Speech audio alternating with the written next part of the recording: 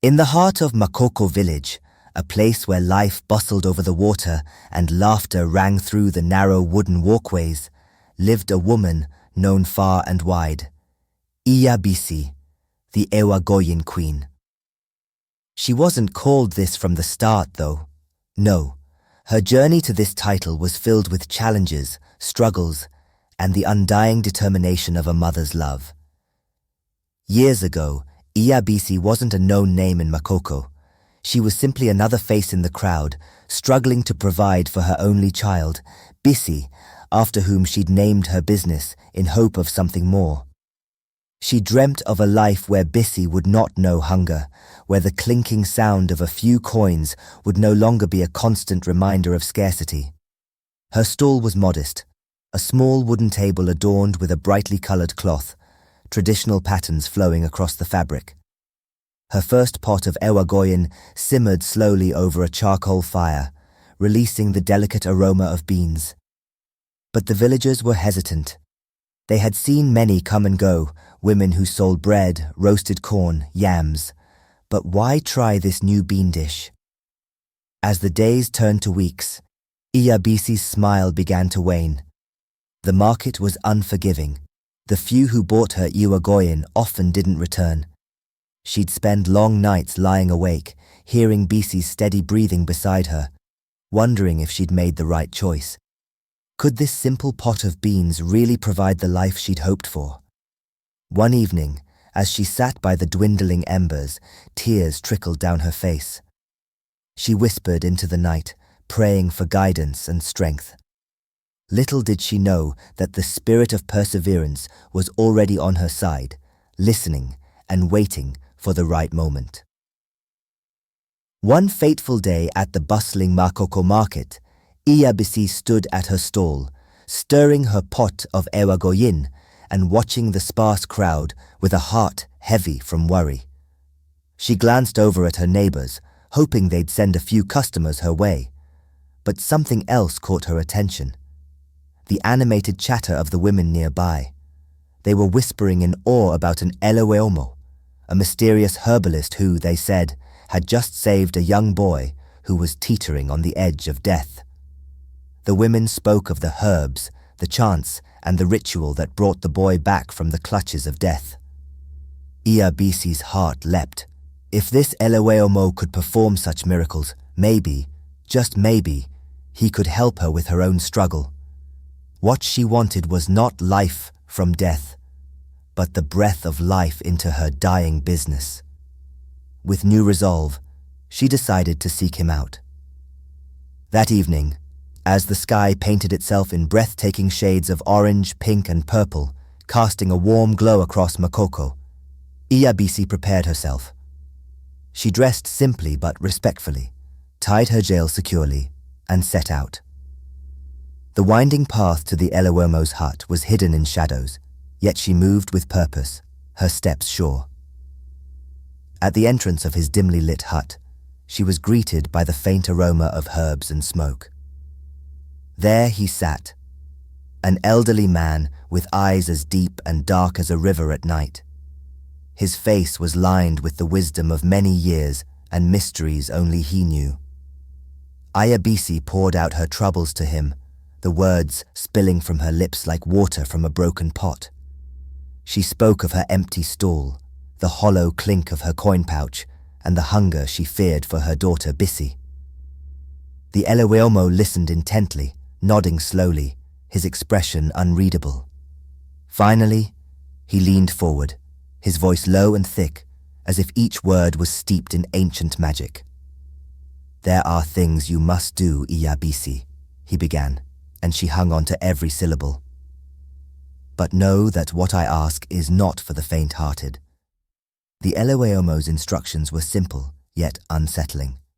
"First," he said, "you alone must be the hands that prepare your food. No other should touch the pot, for your success must come from your own strength." She nodded, her eyes wide, but he wasn't done. "Every 6 months," he continued, "you must rise at the hour when the world is silent. In the dead of night, cook your Ewa Goyin, as you do every day. But this time, bring it to the graveyard, lay the pot on the earth, and there you will sleep, beneath the watch of those who came before. The words sent a chill down Ewa Bisi'S spine, but she nodded once more, steeling herself. And lastly, his voice grew darker. To seal this fortune, add a drop of a goat's blood into the pot. She drew in a sharp breath but did not falter, her resolve as firm as the oak trees that lined the village. With the herbalist's instructions etched in her heart, Ewa Bisi returned to her humble stall with a strange sense of purpose. She followed every word to the letter.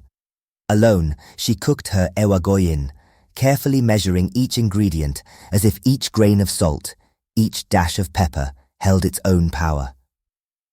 Every 6 months, as instructed, she'd rise in the quiet hour before dawn, her hands working steadily over the fire, and then she'd carry the pot to the graveyard, where she'd lay her head on the cold earth.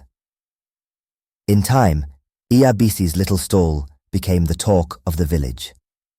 Crowds came from all around, not just from Makoko, but from neighboring villages as well.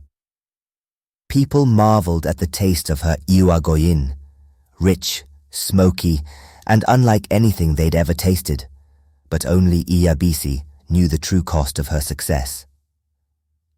Every 6 months, as instructed, Ewa Bisi took her steaming pot of Ewa Goyin to the graveyard, placing it on the cold earth under the watchful eye of the silent ancestors. Each time, she would close her eyes and rest her head on the ground, feeling the cold soil beneath her until sleep claimed her. And each time, as dawn broke and she stirred awake, she would find her pot completely empty, as though something or someone had feasted on its contents in the dead of night. At first, she told herself it was her imagination playing tricks, but soon she noticed strange occurrences around her house. Shadows seemed to move on their own, and eerie whispers drifted through the darkness, words too faint to understand, yet chilling enough to leave her frozen in place. Her stall, too, became the haunt of odd customers, people the villagers often avoided, an old beggar with a withered face, a madman who muttered nonsense, and a blind woman rumored to be a witch whose milky white eyes stared into nothingness. Even the young children avoided her stall, whispering that she served food to people who belonged to another world. Rumors spread like wildfire in Makoko.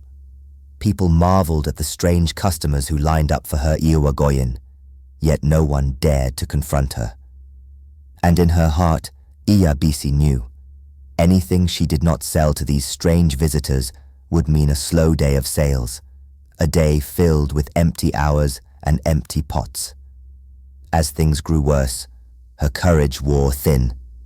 Desperation gnawed at her heart, forcing her back to the Eleweomo's hut. She poured out her fears, telling him of the shadows that followed her, the whispers that lurked in her house, and the strange patrons she couldn't turn away. The Eleweomo listened in silence, his face as unreadable as ever. Finally, he spoke in that same deep, cryptic tone.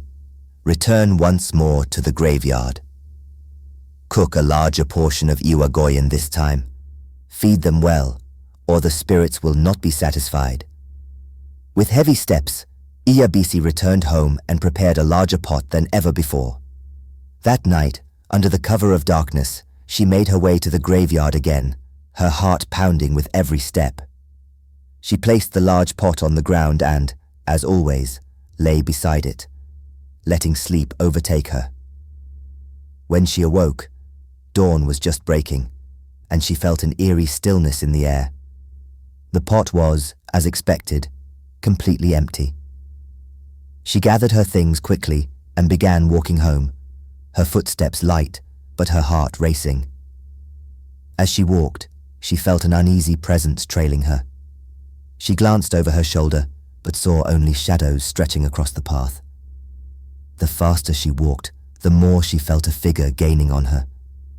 Panic surged through her veins, but she didn't dare look back. She kept her gaze fixed forward, clutching her cooler, praying silently for protection.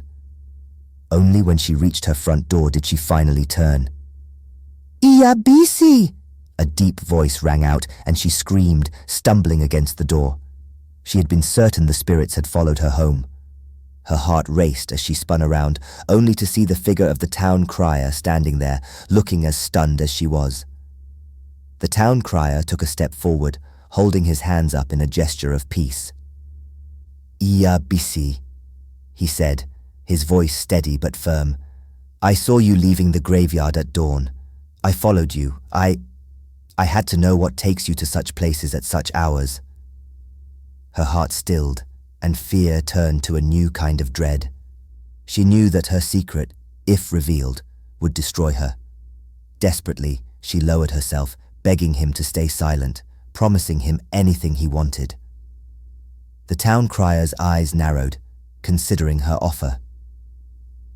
Finally, she invited him into her house, leading him to the small wooden table as she assured him of a warm breakfast in return for his silence. "Please wait here. I'll fetch the food," she said, her voice trembling with forced calm.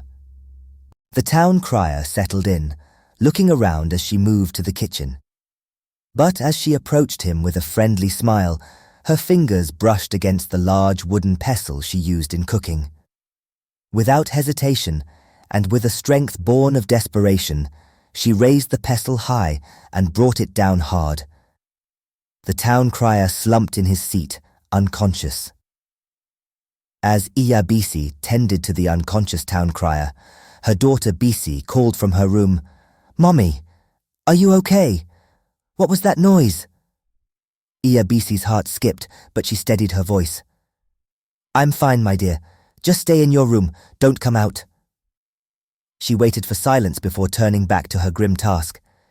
She quickly tied the town crier's hands and feet, covered his mouth, and dragged him into a large pot in the storeroom, hiding him among the shelves and sacks.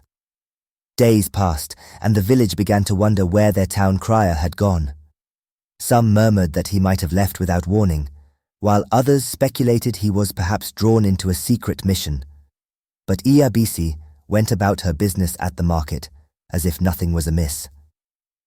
Her daughter Bisi remained at home, dutiful and unaware of the dark secret her mother had hidden in their storeroom.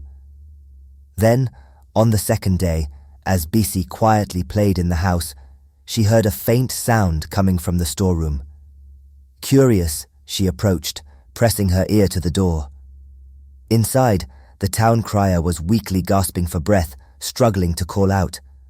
Bisi opened the door a crack, and her eyes grew wide as she saw the man bound and barely conscious. With a scream, she ran outside, frantically calling for help. "Mr. Dapo! Mr. Dapo!" she cried, running to the neighboring house. "Please come quickly!" Mr. Dapo rushed over, and together they pulled the town crier from the pot, carefully untying his binds and giving him water. As he gulped down the water, the colour slowly returned to his face. Bisi, her young mind racing, suddenly shouted, "This man is a thief! He tried to steal from us!" The town crier's face twisted with anger and desperation as he shook his head, and then, with a trembling voice, he spoke. "No, no, I am no thief. I have something to say. Please take me to the market. The whole village must hear this." Mr. Dapo and Bisi exchanged a look of confusion, but the crowd was already growing, drawn by the commotion. Reluctantly, they helped him to the market square, where people gathered in whispers and gasps. As the town crier caught his breath, he raised his voice for all to hear. "People of Makoko," he began, his voice wavering but resolute. "2 days ago I saw something that no man should ever witness. I saw Iya Bisi, the Ewa Goyin seller, leaving the graveyard in the early hours of dawn, with her cooler in hand. This is no innocent woman. Her success, her fortune, all of it is built on dark rituals." The crowd murmured in shock and horror, eyes widening with disbelief. They turned to Iya Bisi, who had just arrived at the square, clutching her pot of Ewa Goyin, frozen in place as the words sank in. "Tell us the truth, Iya Bisi," someone shouted. "Is this true? What have you been doing?" With no way to escape, Iya Bisi fell to her knees, her voice trembling as she confessed. She told the village everything, the visits to the graveyard, the ritual meals in the dead of night, and the haunting shadows that lingered around her home. She revealed how her customers had slowly changed from ordinary people to those of strange and unsettling origins, and the price she paid in order to provide for her daughter. The elders, faces grim with disappointment and anger, conferred amongst themselves before turning back to her. The oldest among them raised his hand for silence, his voice heavy with finality. "Iya Bisi," he said, "you have defiled the balance of this village, trading loyalty to your neighbors for secret rituals. Your punishment is clear. You shall enter the evil forest alone, and if you make it to the other side, you are free to go. But if not, your fate rests with the spirits." The villagers parted to reveal the path to the dense, shadowy entrance of the evil forest. Iya Bisi stood before it, her heart pounding. She glanced back only once, her gaze falling on Bisi, who watched with tear-filled eyes, confusion and fear mingling on her young face. With a deep breath, Iya Bisi stepped into the forest, her heart heavy with regret.